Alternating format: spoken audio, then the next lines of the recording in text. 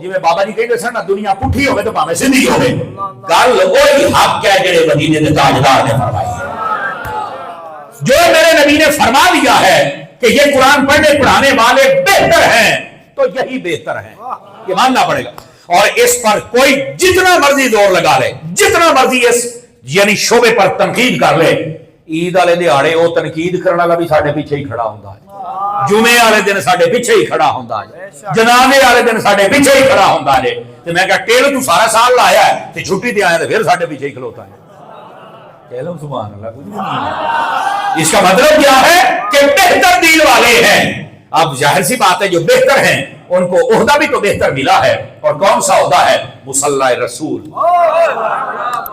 اس سے بہتر کیا عہدہ ہو سکتا ہے؟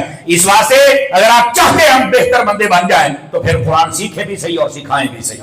اور پھر یہی تو بات ہے، یہ جو قرآن سیکھنا سکھانا، اس کے بارے میں دو باتیں ذہن نشین کہ پہلی وحی آئی نا تو فرمایا اقرأ بسم ربک الذی خلق. سمجھ آ رہی ہے؟ پہلی وحی میں پڑھنے کا حکم ہے.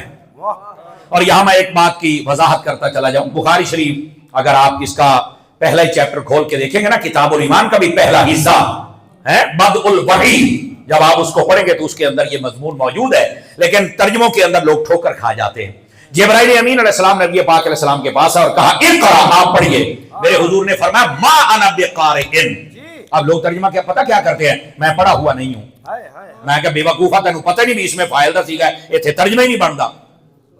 یہ وہ لوگ ہوتے ہیں جنہوں نے درسلامی نہیں کیا ہوتا، اردو ترجمے پڑھ کے بگڑ جاندے تھے. وہ جدا جیل ہمارا بے لیے. وجہ یہ ہے کہ اس نے اردو پڑھی، اس کو پتہ ہی نہیں ہے کہ اس لفظ کا ترجمہ کیا بن رہا ہے. توجہ ہے حضرات کی؟ تو یہاں ماں بے کہہ رہے میں پڑھا ہوا نہیں ہوں. میں نے کہا یہ ترجمہ ہی نہیں بنتا. یا پھر کہتے ہیں مجھے پڑھنا نہیں آتا. میں نے کہا یہ ترجمہ ہی نہیں ہے، یہ بے وقوفی والی بات ہے. تو کہا پھر ترجمہ کیا بنتا ہے؟ میں نے کہا غور کرنا. حضور نے فرمایا میں تم سے پڑھنے والا نہیں ہوں. اس میں فائل میں تم سے پڑھنے والا نہیں ہوں. ماں بے قارئ، میں نہیں پڑھنے والا ہوں. اس کا کیا مطلب ہے؟ اس کا مطلب یہ میں پڑھنے والا ہوں پر تم سے نہیں پڑھنے والا. اچھا پھر میں ایک بات اور کر دوں نا تاکہ آپ کا ذہن کھلے کہ میں کیا کہنا چاہتا ہوں. بعض کہتے ہیں کہ نبی پاک صلی اللہ علیہ وسلم آپ کو جو جبرائیل نے آ کے پڑھایا ہے، وہ میں کہا بھائی جا کام کر، تو قرآن پڑھے ہی کوئی نہیں.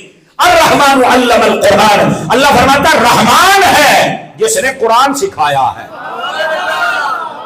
اب اس کی تفسیر آپ اٹھا کے دیکھیں تو تمام علماء مفسر کہتے ہیں رحمان تو اللہ کی ذات ہے، قرآن سکھایا ہے، اور سکھایا کس کو ہے؟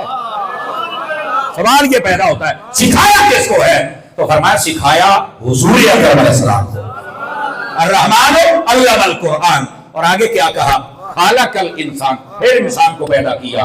علمہ البیان، پھر ان کو بیان کی صلاحیت عطا فرمائی. یا یہ بھی سن لے علم الگ ہے، بیان الگ ہے. بعض اوقات بڑے بڑے عالم ہوتے ہیں لیکن وہ اس طرح خطاب نہیں کر سکتے، اور بعض اوقات بڑے بڑے خطیب ہوتے ہیں ان کے پاس علم نہیں ہوتا. مزہ تب آتا ہے جب سونا بھی ہوگے تو چاندی بھی ہوگے، علم بھی ہو اور خطابت بھی ہو، مزہ پھر آتا ہے. تو یہاں پر یہ کہنا کہ نبی پاک صلی اللہ علیہ وسلم پڑھے ہوئے نہیں ہیں تو کہتے ہیں ترجمہ صحیح. میں کیا کیوں آخر حضور کسی کو پڑھے نہیں تو نہیں نا. میں کہ میں ایک گل تے دس پھر رہے جہاں کسی کو پڑھیا نہ ہوئے وہ سارے دا استاد بن سکتا ہے، سارے معاشرے دا، ساری امت دا؟ اگر نہیں تو میں نے کہا نبی پاک تو فرماتے ہیں بعثت معلما، میں استاد بن کے آیا. تو کہنا پڑھے نہیں، وہ کہنا میں تہاڈا استاد ہاں. آواز کمزور ہو رہی ہے، کمزور ہو رہی ہے. بولو ذرا پیار سے. کیا کہنے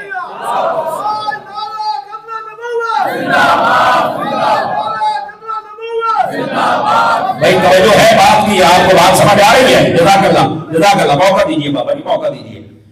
سبحان اللہ فرمائیں گے آپ پیار کے ساتھ؟ بات سمجھ آئیے آپ کو؟ تو میرے عزیز مجھے یہ بتا اگر حضور کسی سے بڑے ایت ہی ہے، کہتا ہے تو نہیں میں نے پتا. میں کہا پتا ہوتا تو سنی نہ ہوتا. آئی تو مسئلہ اصل نبی پاک آپ جو آقا کریم صلی اللہ علیہ وسلم کے نہ پڑھنے کی بات ہے نا، وہ اسی لیے ہے محبوب پاک صلی اللہ علیہ وسلم کو پڑھایا ہی خدا نے ہے اور اس کا اظہار ہے. اور پھر یہاں ایک علمی اور نفیس نکتہ عرض کر دوں اگر توجہ ہو تو. دو باتیں، چلو دو عرض کروں گا. استاد صاحب کی خدمت میں سبق جڑا ہے نا پڑھایا سی ہے سنن کے تو دعا دیں گے تو تواڈے واسطے گزارشات سنیے گا. فرمایا الرحمن علم القرآن، رحمان ہے جس نے قرآن سکھایا، خالق الانسان، پھر انسان کو پیدا کیا، فرمایا انسان کے پیدا ہونے سے پہلے ہی اللہ نے کسی کو علم سکھا دیا۔ کئیاں بولی ان کو نہیں سمجھے بھی میں آنکھیں آتی ہے۔ اور بھائی انسان آدم علیہ السلام ہے، وہ جب پیدا ہوا تو اس سے پہلے بھی یہ سکھایا جا چکا تھا۔ یہی تو ہم کہتے ہیں، میرے نبی نے فرمایا میں تب بھی نبی تھا، تو نبی کے آدم و بین الروح والجسد، میں تب بھی نبی تھا جب آدم علیہ السلام ابھی گارے اور مٹی کے درمیانی مناظر کو طے کر رہے تھے، ہم نبی تھے۔ اور کہاں؟ عالم نور کے اندر، قرب خاص کے اندر، اور جہاں تھے وہاں کیا ہو رہا تھا؟ وہاں قرآن سیکھا جا رہا تھا۔ توجہ ہے کہ کوئی نہیں آواز رات کی؟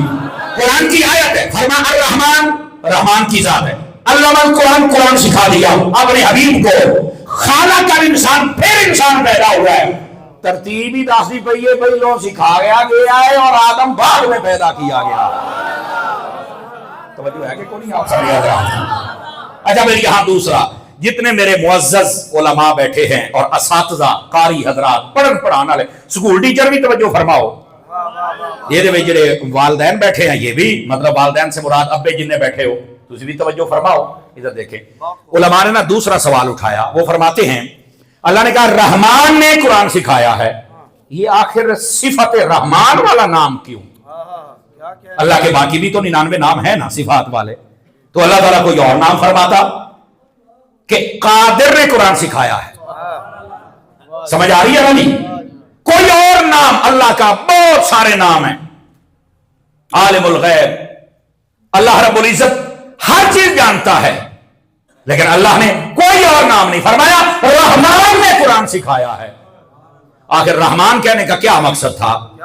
علماء فرماتے اس کا جواب یہ ہے کہ صفت رحمان کے ساتھ اپنے حبیب کو پڑھایا ہے، صفت رحمان کے ساتھ، رحمت کے ساتھ، شفقت کے ساتھ، محبت کے ساتھ، سزا کے ساتھ نہیں، ڈانٹ کے ساتھ نہیں۔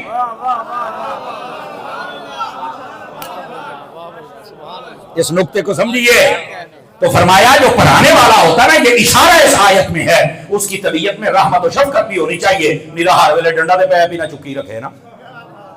یہ ہمارے طبقے کے لیے بات ہے، ہم تسی سبحان اللہ تو بھی جانتے رہے ہو گے، میرا کام تو بات سمجھانا ہے نا۔